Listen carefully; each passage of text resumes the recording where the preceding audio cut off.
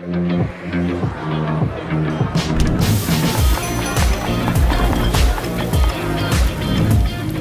back to Season 3 of Titans of Food Service. I'm your host, Nick Portillo, and today I continue my Journey Across America in 50 Weeks tour, where I'm interviewing one Titan of Food Service from every single state in the country.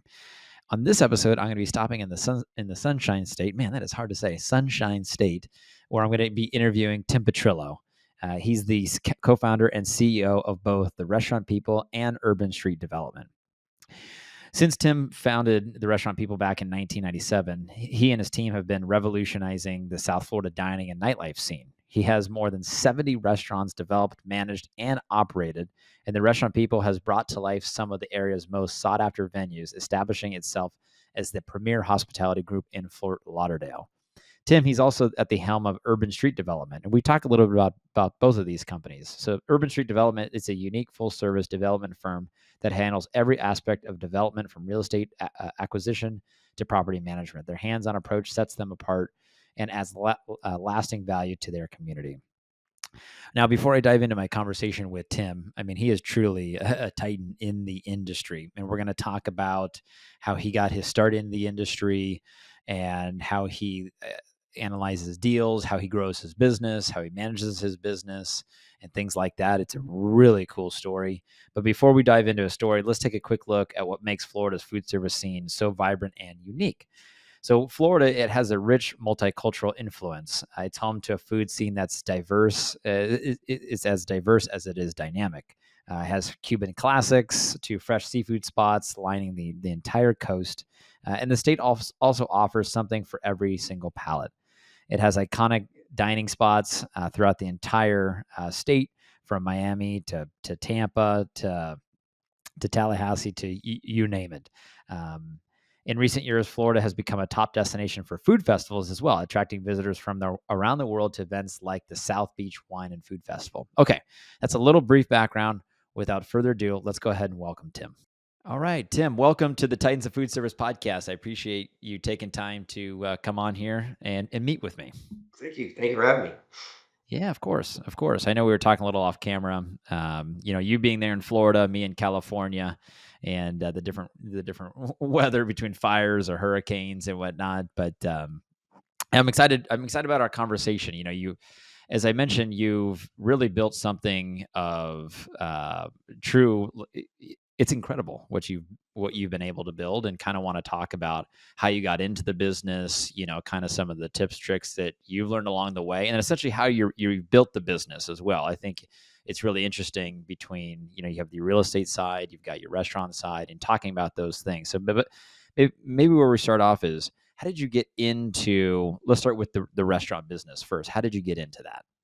Sure. So I've always been in the restaurant business, meaning, even my one of my first jobs, like most people who are in the restaurant business, started out as a busboy and things like that. And I was 14 and worked in uh, one of my father's friends' places, and I went to school for. I was in school at Florida State University, trying to narrow what I wanted to do. I was always in the restaurant business, so I said, you know what?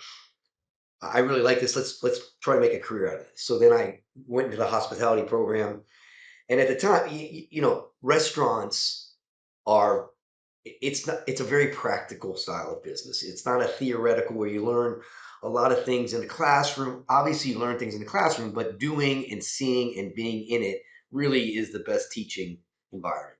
So I wanted to Tallahassee. It was a great hospitality school at Florida State, but at the same time, there wasn't real access to great restaurants, great resorts, great hotels. So, and FIU had this emerging hospitality program that was very well recognized, and it was in Miami, and I could get real world experience at top places. So I transferred to FIU, and then I was lucky enough to, at the time, uh, Mark's Place was the top restaurant. Mark Militello was the top chef in the county. I was able to work at his place, become a bar manager, and and then I was going to school for this, and all the people in the industry were. I was asking for advice of who should I go work for after school. I wanted to get some structure. I wanted to get some real big corporate experience. While Mark was doing a great job delivering at a very high end level for a restaurant. It was a one unit operation. I wanted to see a bigger scale. And Houston, which is now known as Hillstone, kept coming up as you should go work for them. You should go work for them. So of the so I put my name in the hat for to get an interview because they come to school. Their recruiters come to the schools and try to interview people, and they were only there for one day. And there was 10 slots. There was 300 applicants, and I didn't get slotted to interview. But I always say I would rather be lucky than smart any day of the week. And Marks, I was a manager, but I also pulled 2 bar shifts a week. Excuse me. So during that bar shift, I happened to be, you know, talking to this one guy. There was a group of about 10 people that had their own conversation going on. And I started just chatting with this guy that was alone at the bar at the time. And he knew a lot about restaurants. He was out of Atlanta. And at the time, my brother was in the restaurant business working for another company, and he knew them well. And I said, "Gee, you really know a lot about restaurants. Are you in the business?" He's like, "Yeah, yeah, I own a couple of restaurants." And I go, "What restaurants do you own?" And it happened to be George Beal from the owner of Hillstone. And Wow. I'm like, "Oh wow, I love that restaurant." So Mark knew I was trying to get a job with them. I went in the back and I said, "Oh my God, the owners of Houston's happen to be dining here tonight." Because when you went into Miami at that time, he was James Beard winner. He was top of the game. Everybody went to that restaurant. Mark's like, "Did you ask him?" I'm like, "No, I didn't ask him. What am I going to say? I tried." So Mark made the connection, and I was hired by Houston's, and I went and opened stores for them, and learned a unbelievable amount of information from them. Mhm. Anything they ask, I would say, "Heck yeah, let's do this," and just learn a tremendous amount. And then I was with them for a few years, and then Mark went and raised a bunch of money to open 5 restaurants, hired me back, and I did that. And but I with the caveat, my goal was to own my own, right? And I told him that. I said, "Listen, you're gonna get 2 years out of me, and we'll see what we can do, but then I'm gonna move on." And after about 2 years, I ended up moving on and opened my first place, and that's kind of how I started doing my thing. Wow. Okay. Yeah. I love that. I love that. It's always so interesting when I talk to people that how do they get into this business? Some people were born into it, right? Familial ties, or some people just kind of accidentally got into it. But you were, I mean, your time in college, it seemed like, hey, this is something that I want to do. Well, In your I'll put it this time, way. yeah. What I didn't tell you is that my grades were so bad that because I was enjoying FSU too much, that my options were somewhat limited. Okay. There wasn't a whole lot of opportunities for me to get into great business schools and things like that. So I had to fall back on my strengths, which was the restaurant business. That's all I knew. So, I feel that. Going through school myself, I used to think like there's people that are really good at taking tests and yeah, memorizing things, and that's not not me. my thing. I'm not. I give me a presentation. I'll give you a presentation. I can off the cuff, and I'll wing it. But outside of getting good grades on tests, it's not my thing. And So I got but that's a very interesting point because what that taught me is that for we hire for hospitality. We do not hire for knowledge. Okay, we can teach you what we want you to learn, but at yep. the end of the day, if you don't have the gene that wants to, innately take care of people every day, then we can't teach that. That's a thing that's in you or it's not. That's right. That's right. Yeah, and going through school too, let's say that the teacher gave you homework to read certain pages of a book, and then that they're going to call on you the next day, and I'm not prepared. It made me adaptable, right? Because I knew I'm going to get called on. I don't know the answer because I didn't do the assignment, or I didn't do the work. And how do I kind of finagle it to come up with something? So my Yeah, brain yeah. started to think like, how do I think on the fly, right? Right, Same right. thing in hospitality, customer service. A customer gives you a feedback or a negative review or something, like how do you adapt to that on the fly? And that's a very important trait that unfortunately it's hard to pick that up Yeah. when you're in the interview process because people those types of pressures people people react very, very differently. And as you know, the hospitality business, restaurant business, it's very chaotic. Okay, every Yep. day, even though you have systems and things in place, it's never the same. Okay, and you have to be able to adapt and not get flustered or because that can be, it's chaos. It's controlled chaos is what it is. That's right. So in your time working with Mark, working at Hillstone, did you start to, working in those businesses, did you start to develop kind of a background? Maybe I always think like, if you look at business as a whole, running a business, that there could be a formula. And sometimes you learn a formula and then you could transfer that into, starting up your own business. Did you kind of learn that there? Or was it when you started up your new venture, when you started, it was kind of like, hey, I'm jumping out of this airplane trying to build the parachute on the way down? Well, so when I was very young when I went to go work for for put it this way, I was 25 when I opened my first restaurant. So all that happened between really 19 and 24 with Marks Yep. and Hillstone. But what I recognized is Houston's does things at a very high level, okay? And Mhm. it's a very straightforward type of menu, and it's very approachable, and people recognize it, that kind of food things. What I recognize going to work for Mark is that his food is so elevated that some people get intimidated by that, and they don't experience it because they just don't understand it, right? So I wanted to kind of my first restaurant, what we did is we melded the two, where we had a very approachable environment, but with very higher end styling of the food, right? So it was geared towards at the time my demographic, which was the 20-year-olds. So we had to make it resonate with them, but still be able to deliver on the experience that people who go to fine dining restaurants have and who have never been, they can understand. That was kind of the thesis of the first restaurant. And fortunately it went very well. And then we just kind of started rolling. How did you finance your first restaurant? So that was the three F's: friends, family, and fools. Okay. I basically our first restaurant. So Alan Hooper, who is my partner, and Peter Balukas. Peter was the chef at one of the restaurants that Mark had, and he was he's, first off, he's a super talented guy, but there's a lot of talented chefs, but they don't have the business side of it. So they Right. create this dish that costs 80% food cost while it tastes great and looks wonderful. You're not making any money on it. You're going to go out of business. Peter had that balance, so we all partnered together. We each put in $35,000, okay? And then we raised another 75,000 through friends and family, okay? Okay. So our whole restaurant, our first restaurant, we did all the work, we did all that stuff. My Alan Hooper was a general contractor. He was in charge of building it. We were there to help do what we could, right? Paint and whatever we could. Yep. We didn't have any real skills trade wise, but we could help whatever one. And so we opened that restaurant for about 150K Okay. back then, Nice. which is Yeah. significantly different than what we open now. I wish we could go back Yeah. then. Yeah. Yeah, looking at your place, I would imagine 150,000, maybe Yeah, it that doesn't doesn't get get us you much. That nearly doesn't as get far. us the Instagram moment now these days. That's right.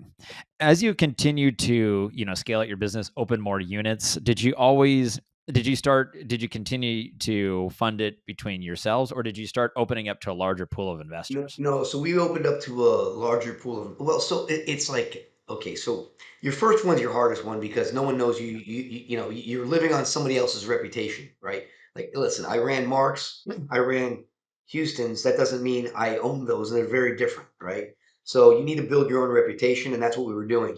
And we were fortunate because we got really we were well recognized from the critic standpoint, and we were well recognized from the local standpoint. So we were becoming well known, and it was much easier to go out and do the second restaurant and raise capital for that. Yep. And then once we got to three, we had family offices start to take a look at us and say, hey, you know what, maybe, and then we were able to get have build relations with these family offices that had more means to invest in us to do more restaurants, and that's kind of how it happened. I've been fortunate. I had one of my he's a dear friend now. He's a mentor. His name's Steve Halmos.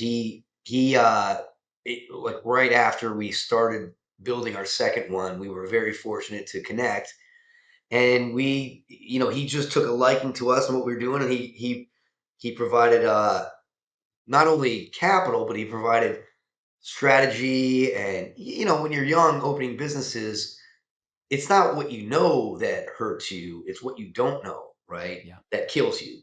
And so he was a great sounding board, helping us with strategy, just kind of helping us not fall over our own self, right? And a lot of times the deals you say no to are the best deals you've ever done, right? And he kept us out for he kept us on the rails and focused, and really just provided not only capital but introduced us to other family offices and things like that. Yeah, that makes sense. How And does to this day, he's still our he's a partner with us. He's our largest financial partner. We share offices now. It's been a great, and it's been 30 years. Wow, that's incredible. How does the deal look like? Essentially, when you look at the restaurant, right, and running it like a business, you have investors that when you approach them to say, "Hey, could you be maybe some sort of limited partner or some sort of partner in this business?" What does the deal look like for them, and how do you return, their So so capital and so investment? we are okay. One thing that unfortunately our industry, it has a bad rap when it comes to putting investing dollars in. One, because it's such a high risk, and 90% of restaurants don't last 2 years, right? So that's a Mhm. huge hurdle to get people.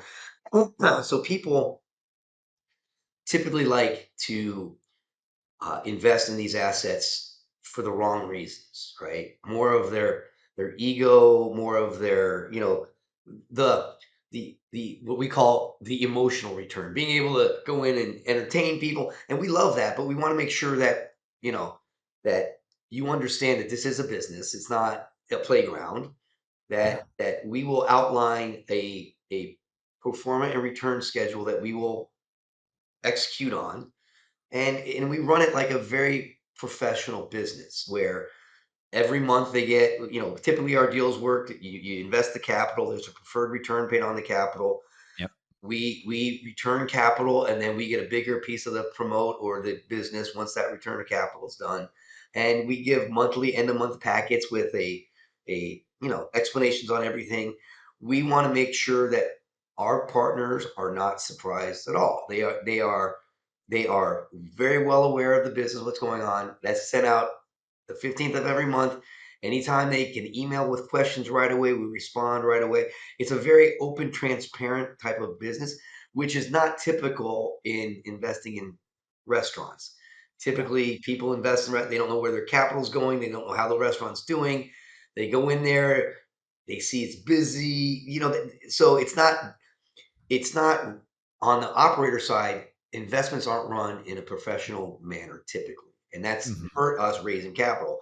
So for us, we lean into way more professional, way more reporting, way more transparency. And what that has done over time is it keeps our investors active and engaged for the next deal, right? Obviously, not all of them go along, but we give them the opportunity. If they want to roll along, it's great, and that's how we run. I would imagine I know you're in the multifamily business, apartment business, as well, and probably similar maybe type deal structures, working with investors, and on that side, communication is very important. How It's, many, your construction projects, how many people are in the units, moving in, moving out, all those different types of things. So that's exactly right. You hit that. So what we learned on the real estate investment side, we applied to the restaurant investment side, and it's much easier for investors to understand where they are in each restaurant investment. Yeah. A lot of times too, I've seen it like in apartments, or projects like that. You have your preferred return, right? And then at some point, I've seen deals where they hold it for longer term, maybe 10 years, but 2 to 5 years, and they try to flip the building and then, 1031 exchange or Yeah, whatever, give the return of capital.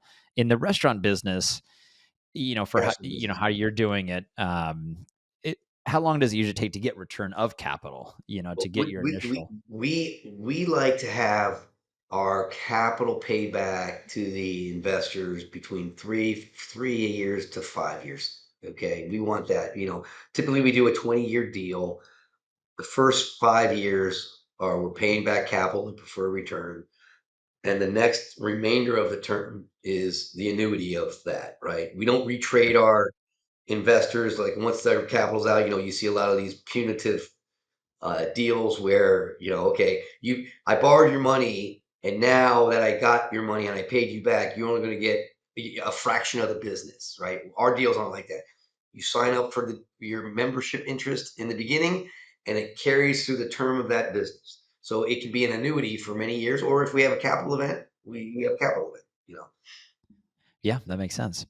Um, in the history that you've been doing it, when you look to open up a new unit or new concept, new location, what are some of the things that you're looking for that are attractive to you? So very early we started doing the same concept in and looking to roll out that one concept in different areas, right? So Miami, like different suburbs around us, so we can get in a car and drive. We tried to keep parameters no more than 2 hours away, that kind of thing. And we opened four restaurants like that, and we were running around. We were missing opportunities within our own town because we were on this thing to open up in other locations and grow a business. And that's a great way to approach it. But I felt that wasn't for us because one, I kind of got bored doing the same concepts, right? And then two, being in the real estate business, there are opportunities that we get that we have to program that real estate with different concepts because real estate, it's all about getting eyeballs onto your real estate and being familiar with that, right? With especially when emerging areas and things like. And the best way for people to get comfortable with a emerging area or an area that's going through a renaissance is food and beverage, right? Because they can get comfortable in the area, they can explore it for 2 hours. Oh yeah, I get, and that's how areas start to transition. We recognized if we're doing the heavy lift of getting those eyeballs to that real estate, we aren't actually getting any value of what we're creating unless we own all the dirt that's around us. And that's what we started doing. So then we went and we bought the corner piece. We opened up Himmershey Barnville, and that was in a transitioning area. Then where we were parking cars was a empty lot. We're like, let's buy that dirt. We ended up doing a mixed use project. So it was office and three restaurants. So Wow. the offices were above. We took the TI allowances that the bank allocated for the other spaces, invested it in the TI in our Park and Bend restaurant that we were the anchor, didn't give TI packages out to the other two tenants, and that's how we raised the money for the second one. And then we once it was stabilized, we recapped it and went on and did another deal and another deal. And that's kind of how we grew that. That's the formula. Yeah. That's very smart. Kind of you put the money into one, right, and then you take it out somehow and then put it And into it's funny because into they all grow that. Now, that was for Tarpon Bend. Then you fast forward 10 years later, after we have the Seminole Boosters come to us and they like what we're doing with housing and F&B. And they said, listen, we've got six blocks right outside the stadium. Will you help us develop this? So we did, and we opened College Town, which is student housing, retail. We have a hotel there now, a big parking garage, and we built that. It was all blight, and now that's going very well. And we did that. We're like, hey, we see this the symbiotic relationship between F&B and housing and how that works. So in Lauderdale, we started assembling an area called Fat Village about 6 years ago, and no, it's not like 8 years ago. We assembled about 7 acres, and now we're doing a big mixed-use project with Hines, which is a global developer. They're like the largest global private developer, and they're like, in my mind, they are like the Hillstone of Hillstone to me is at the top tier. Okay, they're the gold standard that everybody tries to be, and I've been fortunate to work with them and see that firsthand. And now with Hines, they're like the gold standard of real estate development, and now we're able to see how they do it, and we're learning from them doing that as well now. And we're doing a big project in that's the one that we're going to have two of the 100,000 square feet of restaurant, two restaurants in 100,000 square feet of retail. So Wow. I mean, that's impressive. You've got these new projects in your current projects. What about over the last, kind of going back to COVID? Well, maybe not so much COVID, maybe the last 2 or 3 years with the unprecedented, hikes in interest rates and things like that. How have you been able to navigate that? Because I know that's been kind of tough on, you know, so that's um, definitely been on, tougher on the real estate side. See, yeah. on the restaurant side, we don't really take much debt on. I mean, we take Okay. on partners for the equity. Restaurants are way too tricky and cyclical to have bank debt, because all of a sudden, sometimes they Okay. hit out of the gate, sometimes there's a longer climb, sometimes they hit out of the gate, they drop, and you got to, stabilize it again. So bank debt's a little hard to navigate, and candidly, banks don't like restaurants. I mean, it's well known. Yeah. So they typically price in any of their risk to a loan, so it's very expensive capital anyway. So you might as well just go with equity. And that's what we do. Got it. Okay, that makes sense. That makes sense. What about? I know you mentioned you have some new projects ongoing with Heinz and others. What about looking into the future? What are things that you really want to accomplish in your career that you've not yet been able to accomplish, or just not have not gotten around to? I want to so our hometown is Fort Lauderdale, Florida. And we have operations outside of this city, outside of the state, but our hometown is Fort Lauderdale. And I really want to do a really, really cool F&B forward hotel. We have a hotel in Tallahassee we're expanding. We just got into that about a few years ago. You know, while hotels have its challenges, the hardest part about a hotel that we have found out is the F&B. Okay. Yeah, And since we have that, it makes sense for us to do a hotel because the room part of it is a challenge, but the F&B is always the heartburn on a hotel. And if we know how to do that, we could probably do a pretty spectacular hotel internally. And that's what we're working that'd be cool. on. Tim, what about for you? Do you have any family in the business or So anything like that? I have two daughters. My one is just graduated from Auburn, and she works for an advertising agency doing data.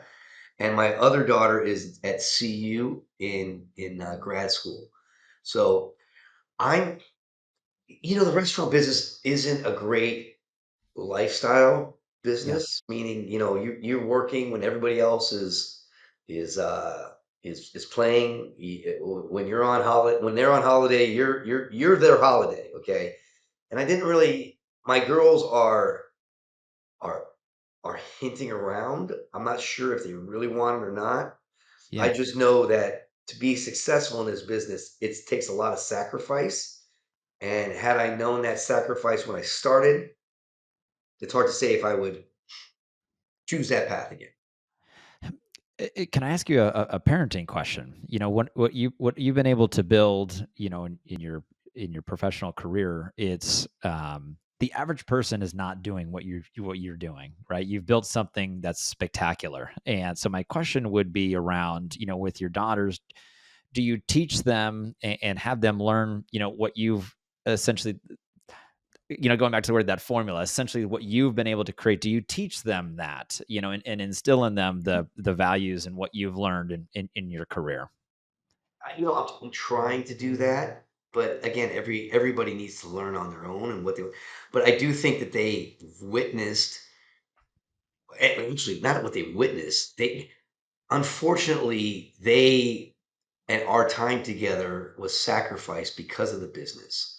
Yeah. I worked my ass off. I was just that's what I was doing, and there's if you're working somewhere, something else isn't getting your attention to the degree that it's equal, right? So uh, there was a time when they saw it, they saw how hard I work, and that's why they're like, if I talk to them, they're like, I don't know if I want to be in that business. But sometimes when they're in the store and they feel the energy, like maybe I could do this. But that's where the balance comes in. I don't want to dissuade them, but at the same time, they do know what they're signing up for, and I think they might be a little hesitant to sign up for that. Yeah, the the restaurant business, it's tricky, right? It's restaurants are open 7 days a week. Yeah, And especially you have multiple concepts across, your whole the whole geography that you're in. It can be very time consuming, as you know. yeah, yeah. And again, it's like when a business is open 18 hours, okay, because that's typically our businesses.